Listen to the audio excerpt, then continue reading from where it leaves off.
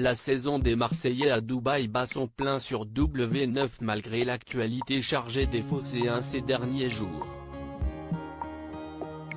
En effet, pour rappel, Carla Mauro est actuellement accusée par ses compères d'avoir voulu user de sorcellerie pour leur nuire.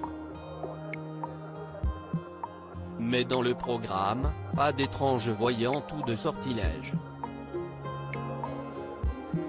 Tous les regards sont rivés sur Paga puisque celui-ci, en couple à l'extérieur de l'aventure avec Luna Sky, fait les yeux doux à la charmante Lena. D'ailleurs, dans les images du pré-générique de l'émission, tout indique que le jeune homme va commettre une faute et que bien des drames vont découler de cette action.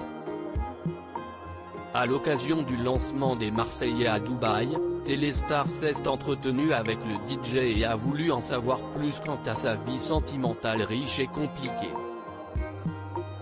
Ayant multiplié les conquêtes au fil des saisons de la télé-réalité, se définit-il plutôt comme un séducteur ou comme un cœur d'artichaut? Sa réponse est sans équivoque: je me considère vraiment comme un séducteur.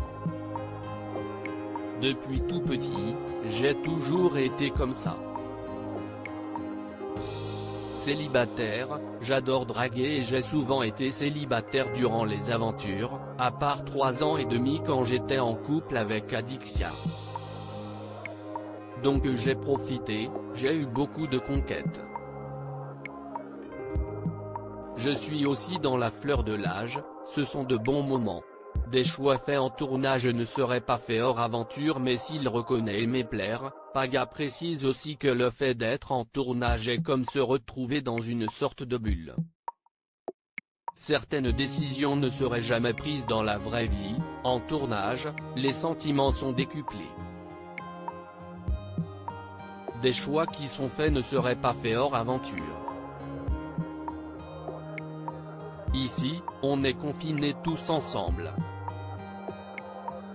On va passer 24 heures sur 24 avec une personne, on crée des liens beaucoup plus forts et qui se développent fois 100.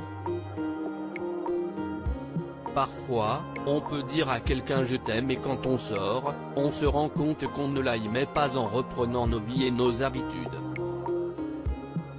A contrario, on peut réaliser qu'on est vraiment amoureux. On ne peut pas savoir tant qu'on n'est pas sorti de l'aventure. Sachant tout cela, le public comprendra-t-il mieux le comportement du Marseillais à Dubaï?